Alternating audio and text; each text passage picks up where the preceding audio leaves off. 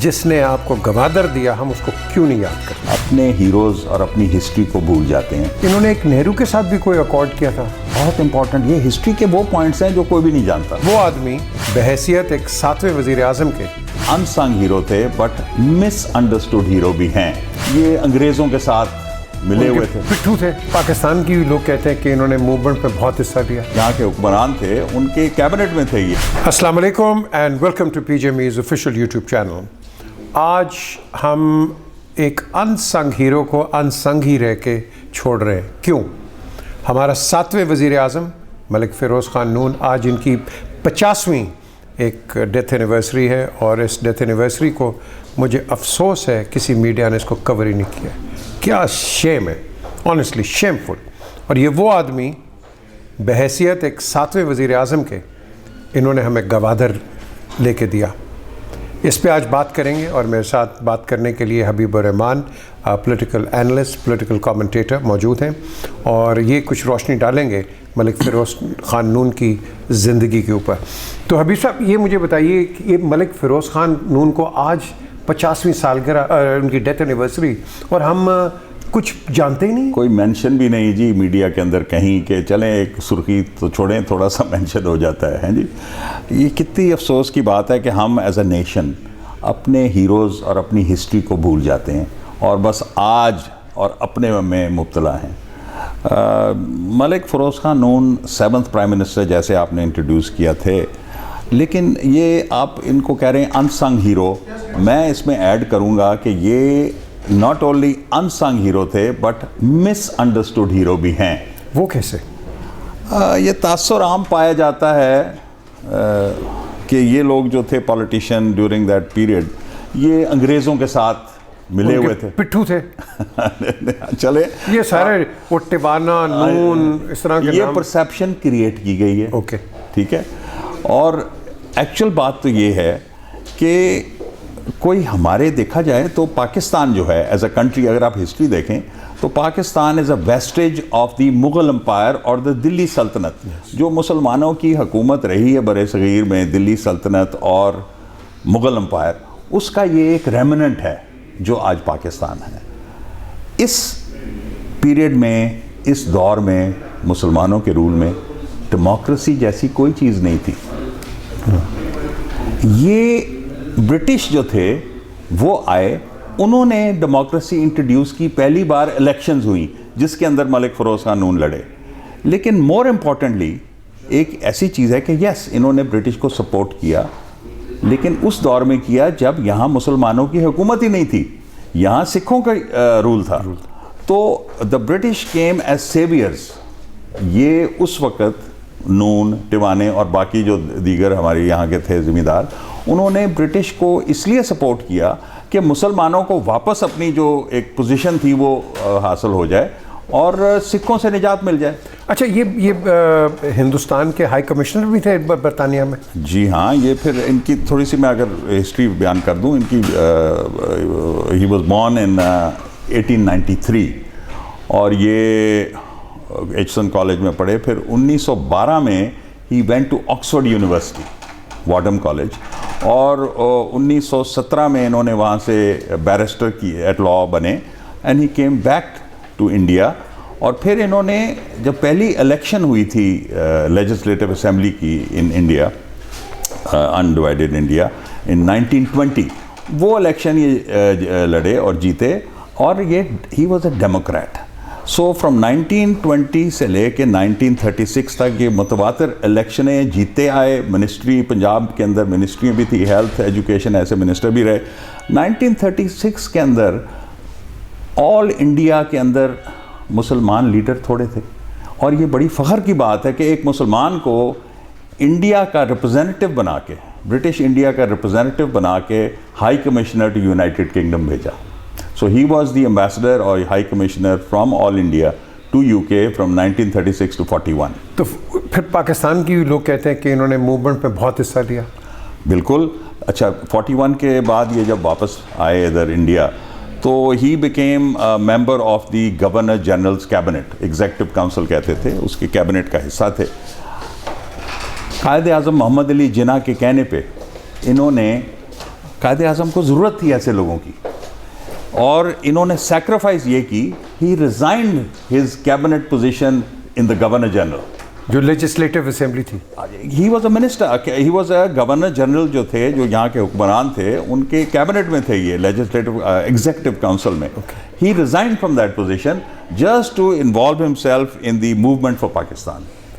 अच्छा, ये मुझे बताइए, ये जो मिसपरसेप्शंस ये जो क्रिएट हो जाती हैं, ऑफ कोर्स इनकी वाइफ का एक बड़ा रोल रहा है रेड क्रॉस में। जी हाँ, ये दोनों का एक्चुअली कारुनिसा नून की आप जिक्र कर रहे हैं, his second wife, he met her जब ये एम्बेसडर थे या यूके में हाई कमिश्नर थे, तो उनसे मुलाकात हुई, फिर शादी हुई, और उन्होंने अपने आप को बिल्कुल हमारे देसी अंदाज में ढाल लिया, नाम बदल लिया, मुसलमान बन गई, कारुनिसा नून उनका नाम था।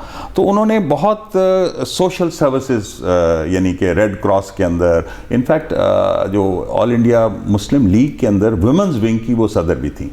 अच्छा, ये मैं आपको ज़रूर बताना चाहूँगा, क्योंकि मैं गवादर पे बात कर रहा हूँ। आज हम कहते हैं सीपैक, और ये जिसने आपको गवादर दिया, हम उसको क्यों नहीं याद करते? देखें, ये बड़ी अपने बात इंटरेस्टिंग की कि अगर मलिक फ़रोज़ ख़ान नून ना होते और ना वो अपनी कोशिशें करते, तो गवादर आपके हिस्से में नहीं आना था, ईरान के हिस्से चले जाना था, या अभी तक वहाँ ओमान के पास होना था। गवादर की छोटी सी हिस्ट्री ये है कि 1780 या 82 या लगभग इस दौर में जो सुल्तान था ओमान का, सुल्तान तैमूर, उसके भाई ने उसको हटा दिया और टेक ओवर कर लिया। वो वहाँ से भागा और उसने आके रेफ्यूज ली बलोची, ये जो कोस्ट थी इधर, और खान ऑफ कलात से उसने कहा कि यार मुझे आप कुछ यहाँ रेफ्यूज दें और जगह दें। खान ऑफ कलात ने उसको ये किस्म की जागीर दे दी और उसे कहा तुम यहाँ रहो, और फिर 15 साल के बाद वो वापस ओमान चला गया, और ओमान में उसने फिर अपनी थ्रोन वापस ले लिया, लेकिन ये गवादर उसी उनके पास ही रहा। अच्छा, बट टेक्निकली ये जागीर थी। अब जो ब्रिटिश थे, उन्होंने फिर जब ओमान पे कंट्रोल आया, तो उन्होंने रिकग्नाइज़ कर लिया कि गवादर जो है वो ओमान का हिस्सा है, ठीक है। इसलिए जब पाकिस्तान बना, तो Gwadar was not included in Pakistan, क्योंकि वो ओमान का था, ओमान का हिस्सा था, और ब्रिटिश उसको मानते थे। उनकी अपनी पॉलिटिकल रीजंस थी कि ये करने के लिए, बिकॉज पहले उन्होंने ये बलूचिस्तान बाद में कॉन्कर किया, पहले वो ओमान चले गए थे, तो उन्होंने कहा ये हिस्सा भी हमारा है, ठीक है। अब मलिक फ़रोज़ ख़ान नून की पुरानी एसोसिएशन थी ब्रिटिश वॉर टाइम के अंदर, यहाँ भी जो ब्रिटिश प्राइम मिनिस्टर थे हैरोल्ड मैकमिलन, उनके साथ इनके पर्सनल ताल्लुकात थे। इन्होंने बहुत जद्दोजहद की और कन्विंस किया ब्रिटिश को कि जी आपका मौक़िफ़ जो है गवादर के ऊपर वो गलत है। गवादर दरअसल पाकिस्तान का कलात का हिस्सा है, और फिर चूँकि कलात अब पाकिस्तान का हिस्सा है, तो इसलिए पाकिस्तान का हिस्सा है, और ये एक जागीर थी, जो जागीर दी गई थी उसको ओमान को, और ये कैंसिल हो सकती है। फिर ये इन्होंने दिया कैसे पाकिस्तान को? यार वो तो जो सुल्तान ओमान था ना, वो he would not come to the table, वो तो बात ही नहीं कर। ब्रिटिश मैकमिलन जो है प्राइम मिनिस्टर हैरोल्ड मैकमिलन ने अश्योरेंस दी मलिक साहब को कि आप यूनिलैटरल एक्शन ना लें, हम इसमें पढ़ते हैं। आफ्टर ऑल यार British Chaudhry son, we are talking of 50s, you know, Chaudhry Harold Ali. उन्होंने कहा यार हम इसमें पढ़ते हैं, आप ये 2 कॉमनवेल्थ कंट्रीज़ हैं, ओमान है, पाकिस्तान है, आप इसमें खुद यूनिलैटरल एक्शन ना लें, लेकिन आप अपना केस बना के हमें दें, हम फिर उससे बात करेंगे और हम आपको करवा के देंगे। फिर मलिक साहब ने, फ़रोज़ ख़ान नून साहब ने केस बड़ा अच्छा बनाया, जिसमें जागीर के लॉज के, जागीर जो होती है वो टेम्प्रेरी होती है, वापस ली जा सकती है। और सबसे इम्पॉर्टेंट चीज़ उन्होंने ये भी पॉइंट आउट की कि ये एक स्मगलर्स डेन बन गया, स्मगलिंग हो रही है सारी यहाँ से, तो हम ये अलाउ नहीं कर सकते, तो हम we have to cancel this जागीर। तो इनकी एफर्ट्स की वजह से और इनके पर्सनल ताल्लुकात की वजह से ब्रिटिश गवर्नमेंट ने कन्विंस किया सुल्तान ओमान को कि यार तुम देखो ये जागीर थी, तुम वापस कर दो। वो लेकिन वो बाज नहीं आया, उन्होंने कहा मैनू 3 मिलियन पाउंड्स दोगे तो फिर मैं वापस कराऊंगा। अच्छा। तो then the Pakistan government had to pay 3 million pounds. अच्छा, ये मुझे बताएं, आपने कहा कि पर्सनल कॉन्टैक्ट्स इनके थे, तो वो जो इन्होंने एक नेहरू के साथ भी कोई अकॉर्ड किया था? बिल्कुल, बहुत इंपॉर्टेंट। ये हिस्ट्री के वो पॉइंट्स हैं जो कोई भी नहीं जानता। एक अकॉर्ड है जिसको आप रेफर कर रहे हैं, उसका नाम है नून नेहरू एग्रीमेंट, नून नेहरू पैक्ट। ये इनके ताल्लुकात नेहरू के साथ भी थे। तो इन दोनों ने ये फैसला किया कि हम पाकिस्तान और इंडिया के अंदर जो भी डिस्प्यूट्स हैं उन सारों को हम रिजॉल्व करना चाहते हैं, और ये एग्रीमेंट हो गई नून नेहरू पैक्ट जिसे कहते हैं। इसके अंदर सबसे पहले ईस्ट पाकिस्तान की जो बॉर्डर डिमार्केशन थी, वो पहला एजेंडा था, वो रिजॉल्व हुआ। ईस्ट पाकिस्तान की सारी जो डिस्प्यूट्स थी, छोटे मोटे बॉर्डर के होते हैं, वो हुए। Next on agenda was run of Kutch, ठीक है। Third on agenda was Kashmir. ये तीनों एजेंडा पे थे और मेंशन थे कि इस अकॉर्ड में कि ये हम इनको रिजॉल्व करेंगे। खैर अनफॉर्चुनेटली वो फिर सिकंदर मिर्ज़ा ने मार्शल लॉ लगा दिया, तो इनकी प्राइम मिनिस्टरशिप ख़त्म हो गई। हबीब रहमान खान साहब, थैंक यू वेरी मच। ये एक आज मैं समझता था बड़ा ज़रूरी है कि मलिक फ़िरोज़ ख़ान नून को हम याद रखें, याद करें। And thank you Habib sahab for enlightening our people and particularly the younger generation, जिनको शायद ये नहीं पता होगा कि गवादर हमारे पास कैसे आया। और आज देखो, आज हम कितनी बड़ी बात करते हैं सीपेक की, वहीं उसी जगह की बात करते हैं जो पाकिस्तान ने, जैसे उन्होंने कहा, 3 मिलियन पाउंड से ख़रीदा। लेकिन हमारे बड़े अनसंग हीरोज़ और भी हैं, इनकी भी बात हम करेंगे।